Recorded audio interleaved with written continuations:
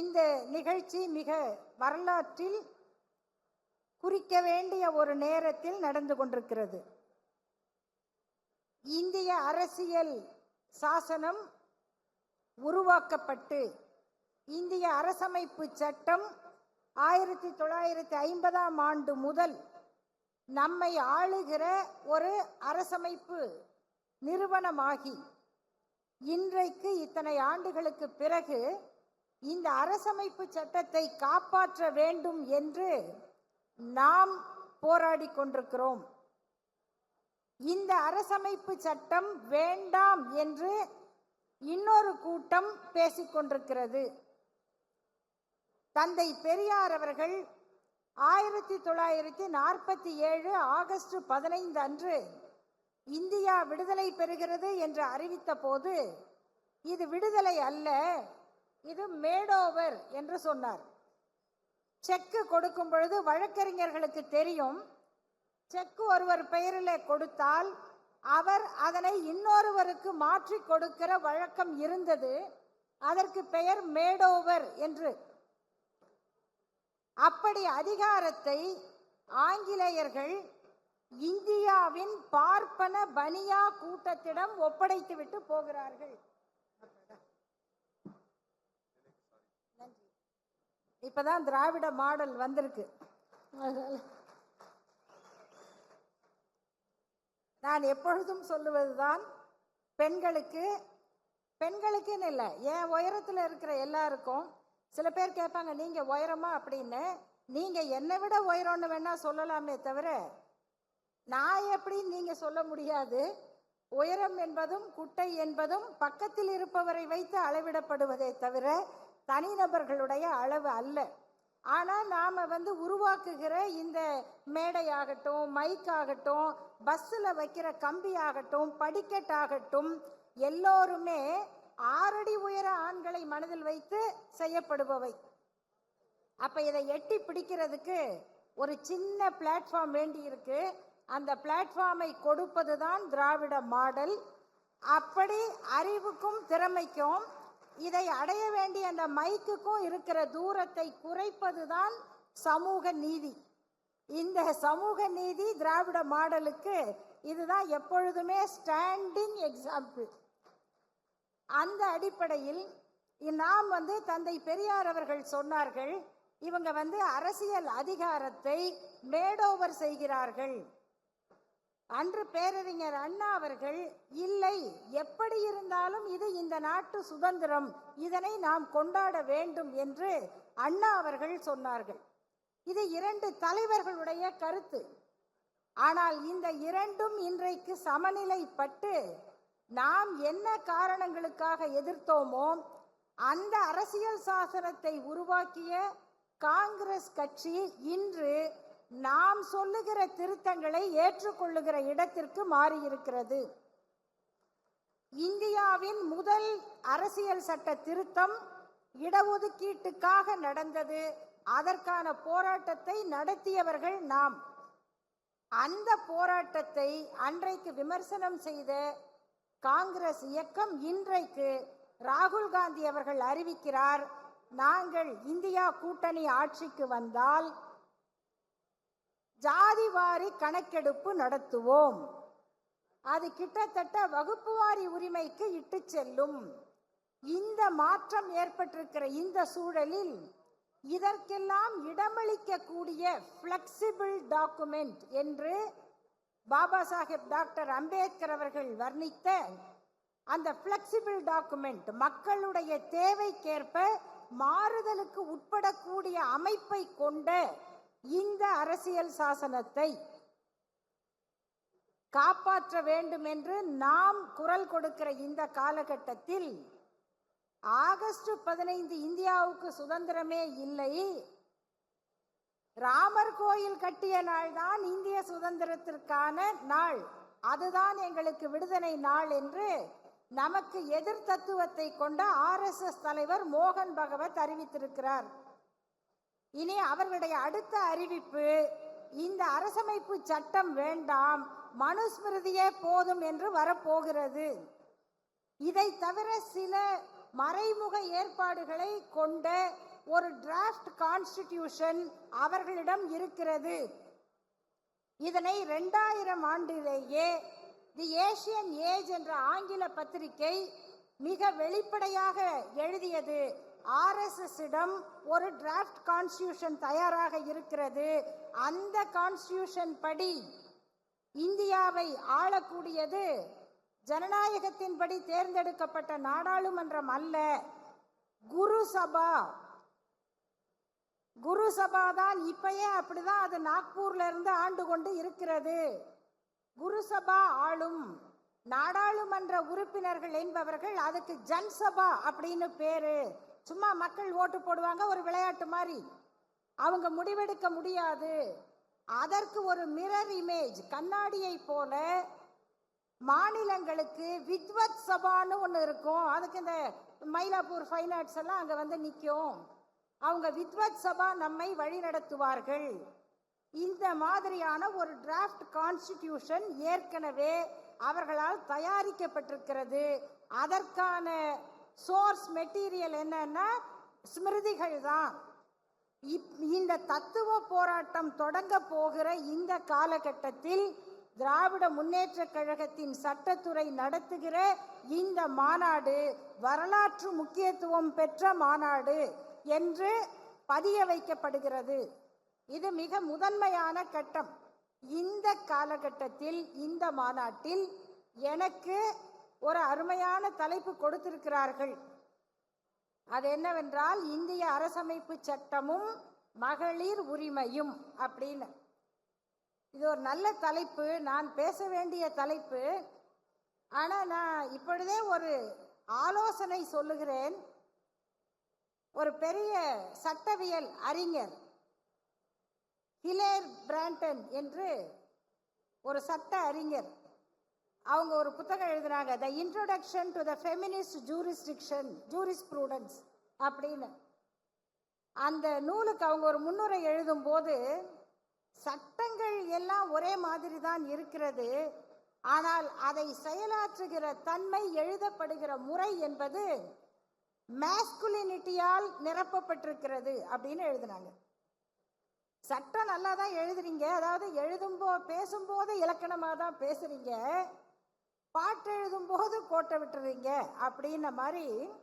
சட்டம் எழுதப்பட்டதெல்லாம் சரியாக தான் இருக்கு, ஆனால் நடைமுறைக்கு வர்றதுல ஏன் இந்த இடைவெளி இருக்கிறது? அதை செயல்படுத்துகிறவர்கள் யார்? அந்த சிந்தனை என்னவாக இருக்கு? அதனால நான் இந்த எடுத்துக்காட்ட சொல்றேன். மாநில சுயாட்சி பற்றியும் நான் பேசுவேன் இல்லையா? இடஒதுக்கீடு பத்தியும் நான் பேசுவேன்.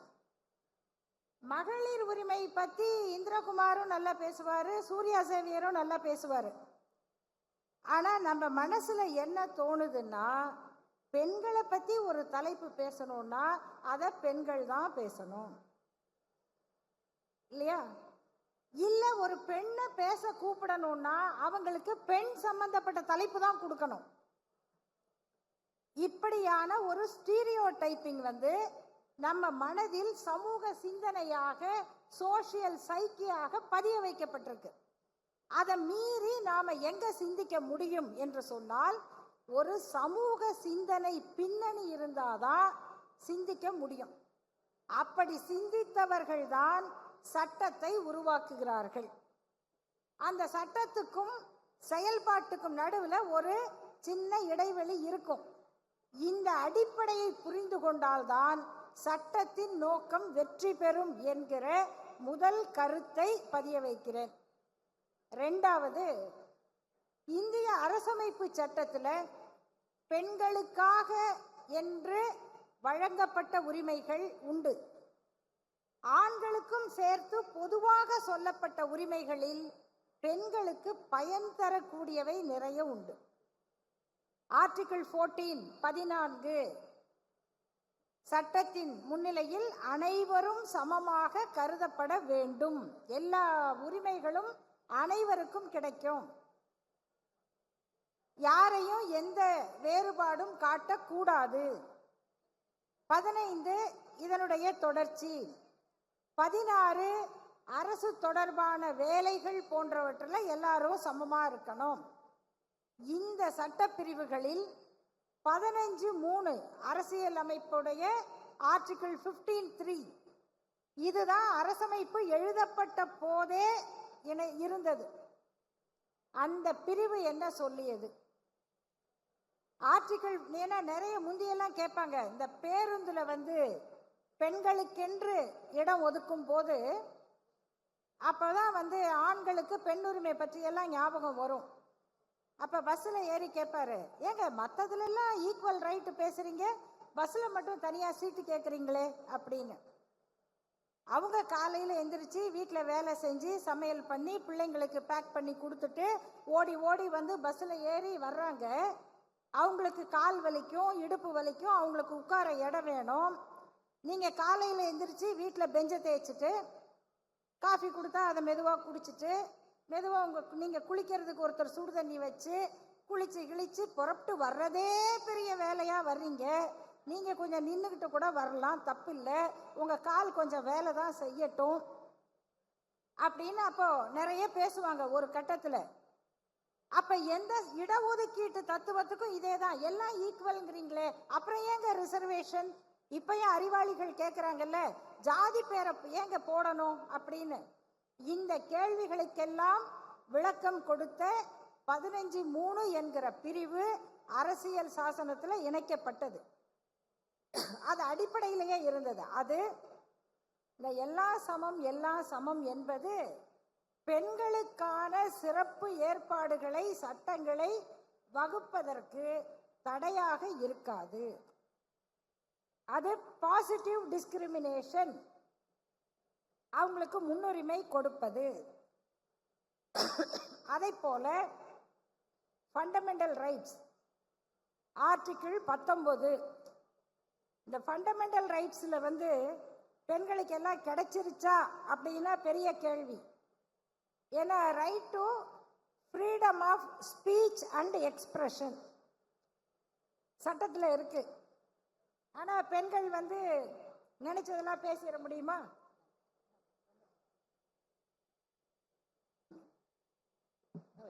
நன்றி. பெண்கள் நினைச்சதெல்லாம் பேசிட முடியுமா? எழுதிட முடியுமா? ஒரு ஆண் எழுதுவதையே ஒரு பெண் எழுதினால் அது எப்படிங்க பொம்பளை அந்த மாதிரி எழுதலாம்? அது எப்படி ஒரு பொம்பளை அப்படி பேசலாம்? இன்னைக்கும் கேட்குறாங்க. அப்போ right to freedom of speech and expression India பூரா எங்கே வேணா போகலான் இருக்கு. பக்கத்து ஊருக்கு பஸ்ஸில் போகிறதுக்கே பிரச்சனையா இருக்கு. ஏன் இத்தனை மணிக்கு போனேன்? ஒரு அஃபென்ஸ் நடக்குது, ஒரு தப்பு நடக்குது, ஒரு குற்றம் நடக்குது அப்படின்னா ஒரு பெண்ணுக்கு 9 மணிக்கு 10 மணிக்கு ஒரு பஸ் ஸ்டாண்டு பக்கத்தில் ஒரு வன்முறை நடக்குது. அப்படி வன்முறை நடந்தா இங்க வந்திருக்கிறவங்க எல்லாரையும் கேட்குறேன், எத்தனை பேர் இதை டிவியில பார்க்குறவங்களும் யோசிச்சு சொல்லுங்க, எத்தனை பேர் 9 மணிக்கா, ராத்திரி 9 மணிக்கு அந்த பக்கம் போற திருடன் யாரு? ராத்திரி 9 மணிக்கு அந்த பக்கம் பொம்பளைங்களை வம்பிழுக்கிறதுக்கே நிப்பானே அந்த பொறுக்கி யாரு அப்படின்னு கேட்பீங்களா? 9 மணிக்கு இவ எதுக்கு அங்க போனான்னு கேட்பீங்களா? 9 மணிக்கு அங்க யார் நிப்பா, யார் குற்றவாளின்னு கேட்டா நம்ம மூளை சரியா வேலை செய்யுதுன்னு அர்த்தம். 9 மணிக்கு இந்த பொண்ணு ஏன் அங்க போனான்னு கேட்டா அந்த குற்ற மனப்பான்மை உங்க மனசுலயும் இருக்குன்னு அர்த்தம். 9 மணிக்கு அப்படி ஒரு பொண்ணு போனா அவளுக்கு அந்த குற்றம் நடக்கலாம், நடக்கணும், நடக்கும் அப்படின்னு நினைக்கிற எல்லா மனசுமே குற்ற மனப்பான்மை தான். அதான் மென்ஸ்ரியா. இதை அங்க செயல்படுத்துறவன் தான் ஆக்டர்ஸ் ரியஸ்க்கு வர்றான். ஆகையினால அந்த மென்ஸ்ரியா நம்ம மனசுல இருக்க கூடாது அப்படின்னு அரசமைப்பு சட்டம் சொல்லுது. Article 21 right to life, supreme court சொல்லுது ரைட் டு லைஃப்ங்கிறது வெறும் உயிரோட இருக்கிற உரிமை அல்ல, right to live with dignity, மனித மாண்போட மரியாதையோட மானத்தோட வாழ்ற உரிமை தான் ரைட் டு லைஃப். 23 என்ன சொல்லுது? ரைட் எகெயின்ஸ்ட் எக்ஸ்ப்ளாய்டேஷன், டிராபிக்கிங், பெண்களுடைய உடலை வியாபார பொருளாக ஆக்காமல், பெண்ணுடைய உடலை வணிக பொருளாக்காம, தாக்காம, அதை ஒரு சந்தக்கடை மாதிரி நினைக்காம, கூட்டத்தில் ஒரு பெண் நடந்து போனா அந்த பெண்ணை உரசி போறதுதான் தன்னுடைய உரிமை அப்படின்னு மூளை அழுகி போகாம ஒரு பண்பட்ட சமூகத்தில் வாழ்றது தான் ரைட் டு லைஃப். இத அரசமைப்பு சட்டம் சொல்லுது. அவளுடைய விருப்பத்துக்கு எதிரான பழக்க வழக்கங்களுக்கு உட்படுத்த கூடாது. Right of choice to marriage கூட ஆர்டிகிள் 21ல வரும். ஒரு பெண் யாரை திருமணம் செய்யணும் செய்யக்கூடாது அப்படின்னு அந்த பெண் முடிவு செய்வது, இதெல்லாம் இருக்குங்க. அதுக்கப்புறம் ஆர்டிகிள் 36ல இருந்து 51 வரைக்கும் பார்ட் 4 பிரின்சிபிள்ஸ் என்னது? டைரக்டிவ் பிரின்சிபிள்ஸ், அரசுக்கான வழிகாட்டு நெறிமுறைகள், சம கூலி சம வேலை எல்லாம் சொல்லுது. இதெல்லாம் அரசமைப்பு சட்டத்தில் இருக்கு. ஆகையினால இது முதல்ல நாம மனதில் பதிய வைத்துக் கொள்ள வேண்டியது, ஒரு பெண் சுதந்திரமாக வாழ்வதற்கான, சமமாக வாழ்வதற்கான, மனித மாண்புகளோடு வாழ்வதற்கான அனைத்து உரிமைகளுக்கும் அரசமைப்பு சட்டம் வழிவகை செஞ்சிருக்கு. இது 2வது கருத்து. 3வது, அதுக்கும் நமக்கும் என்ன தொடர்பு? இந்த சட்டங்கள் அமைந்ததுல திராவிட இயக்கத்துக்கு என்ன பெருமை அப்படின்னு கேட்டா, இந்த அரசமைப்பு சட்டத்தின் பிரிவு 14ல இருந்து 23 வரைக்கும் சொல்லப்படுகிற அடிப்படை உரிமைகள் தொடங்கி அரசியல் நெறிமுறைகள் வரைக்கும் அத்தனையும் நம்முடைய சுயமரியாதை இயக்க மாநாட்டு தீர்மானங்களாக நிறைவேறியவை. 2 மட்டும் சொல்றேன். 1929 செங்கல்பட்டு சுயமரியாதை மாநாட்டு தீர்மானங்கள். இது நமது குறிக்கோள் அப்படிங்கிற பேர்ல திராவிடர் கழகம் வெளியிட்ட வெளியீடு. இதுல அந்த தீர்மானங்கள் எல்லாம் இருக்கு.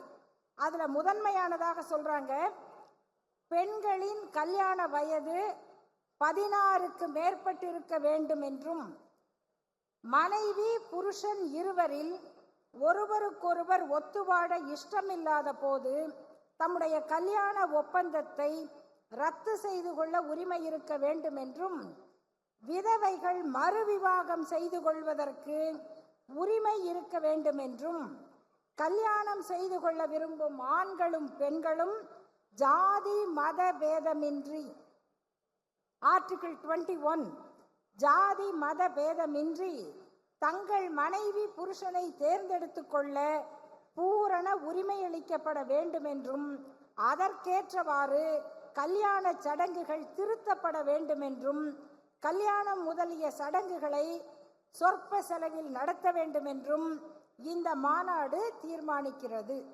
இது 1929. அதை போல பொது இடங்களில் ஆர்டிகிள் 14 சொல்றமே, அந்த பொது இடங்களில் நடமாடக்கூடிய உரிமை எல்லோருக்கும் இருக்க வேண்டும். நம்மவர்கள் தினசரி வாழ்க்கைக்கு அத்தியாவசியமான, இது ஆர்டிகிள் 14க்கான விளக்கத்தை சட்ட புத்தகத்தில் படிச்சீங்கன்னா இருக்கும். எக்ஸ்பிளனேஷனுக்கு போய் படிச்சா இதுதான் இருக்கு. தினசரி வாழ்க்கைக்கு அத்தியாவசியமான ரஸ்தா, ரோடு, குளம், கிணறு, கோயில் முதலியவைகளில் நாம் சம உரிமை அடைவதற்கு முடியாதபடி சுயநலக்காரர்கள் தடையாக இருப்பதால் அவ்வுரிமைகளை நிலைநாட்டவும், சுயமரியாதைக்கு விரோதமாக உள்ள இடங்களிலெல்லாம் சுயமரியாதையை நிலைநாட்டவும் சாத்வீக முறையில் சத்தியாகிரகம் செய்ய வேண்டும் என்றும் இந்த கூட்டம் தீர்மானிக்கிறது. இதெல்லாம் வந்துருச்சு. பெண்களுக்கு சொத்துரிமை, பெண்களுடைய வாரிசு உரிமை, இவை அத்தனையும் அரசியல் சாசனத்தில் சொல்லப்பட்ட உரிமைகளை 1929, 30, 31 ஆகிய ஆண்டுகளில் சுயமரியாதை இயக்க மாநாடுகள் போட்ட தீர்மானங்கள் பேசியிருக்கின்றனர். அடுத்தது, இந்த அரசமைப்பு சட்டத்தில் சொல்லப்பட்ட வழிகாட்டு நெறிமுறைகளில் பெண்களுக்காக என்னென்ன சிறப்பு திட்டங்கள் உருவாக்கப்பட வேண்டுமோ அவற்றை உருவாக்கி இந்தியாவிலேயே பெண் கல்வியில் பெண்கள் முன்னேற்றத்தில் முதன்மை மாநிலமாக இன்றைக்கு அறிவிக்கப்பட்டிருக்கிற இடத்தை தமிழ்நாடு அரசுதான் பெற்றிருக்கிறது. அந்த உரிமையையும் பெருமையையும் பெற்றதற்கு அரசியல் சட்டப்படி அமைந்ததால் மட்டுமல்ல, அதற்கும் அடிப்படையான தீர்மானங்களை இயற்றிய இயக்கம் என்ற அடிப்படையில் திராவிட முன்னேற்ற கழகத்தினுடைய ஆட்சி காலத்தில் இந்த சர்டிபிகேட்டை நம்ம சொல்லல, தமிழ்நாடு அரசு கொடுக்கல, ஒன்றிய அரசினுடைய நல்வாழ்வுத்துறை அறிவிச்சிருக்கிறது. பெண்களுடைய கல்வி முன்னேற்றத்தில் முதல் இடத்தில் இருப்பது தமிழ்நாடு. இது மட்டும் போதாது என்பதை உங்கள் நினைவில் கொள்ளுங்கள். பெண்களுக்கு எதிரான அனைத்து பழக்க வழக்கங்களையும் ஒழிக்க வேண்டும் என்று 51 சொல்லுகிறது. ஆர்டிகிள் 51 பெண்களுக்கு எதிரான எல்லா பழக்கத்தையும் ஒழிக்க வேண்டும். அதெல்லாம் ஒழிச்சிட்டோமா? பெண்களுக்கு எதிரான சொல்லாடலை ஒழிக்கிறோமா? பெண்களுக்கு எதிரான சிந்தனைகளை மாற்றிக்கொண்டோமா? இதையெல்லாம் செஞ்சு முடிச்சாதான் முழுமையான அந்த நோக்கத்தை நாம் அடைந்ததாக கொள்ள முடியும். அந்த அடிப்படையில் இந்திய அரசமைப்பு சட்டம் வழங்கிய பெண்களுக்கான உரிமைகளை பெற்றுக் கொடுப்பதிலும் வெற்றியாக கொடுப்பதிலும் முன்னிற்கும் தமிழ்நாடு அரசு திராவிட முன்னேற்ற கழகத்தினுடைய அந்த சட்டப்பிரிவு நடத்துகிற இந்த மாநாட்டில் இந்த கருத்துக்களை உங்களோடு பகிர்ந்து கொள்ள வாய்ப்பளித்தமைக்கு நன்றியை தெரிவித்துக் கொள்கிறேன். கடைசியா ஒரே ஒரு திருத்தம். அன்புக்குரிய பேராசிரியர் சூர்யா சேவியர் அவர்கள் பேசும் பொழுது கான்ஸ்டிடியூஷன்ல பெண்கள் என்ற சொல் இல்லை என்று நான் சொன்னதாக குறிப்பிட்டார்கள். அது நாங்கள் அவசரமா பேசும் பொழுது அது சரியா அவருக்கு செல்லலன்னு நினைக்கிறேன். நான் குறிப்பிட்டது கான்ஸ்டிடியூஷன்ல இல்லை என்று சொல்லவில்லை. அரசியல் சட்டத்தை எழுதிய குழுவில் பெண்கள் யாருமே இல்லை. இந்த டிராஃப்ட் கமிட்டி இருக்கே, அதுல 2 பக்கத்துக்கு பிரதிநிதித்துவமே இல்லை. பேக்வர்ட் கிளாஸ்ல இருந்தும் யாரும் இல்லை, பெண்கள்ல இருந்தும் யாரும் இல்லை. அப்படிதான் அந்த டிராஃப்ட் கமிட்டி செயல்பட்டது என்பது ஒரு செய்தி. ஆனால் அதனால பெண்களுக்கான உரிமைகள்ல அரசமைப்பு சட்டத்துல குறை எதுவும் ஏற்பட்டுல.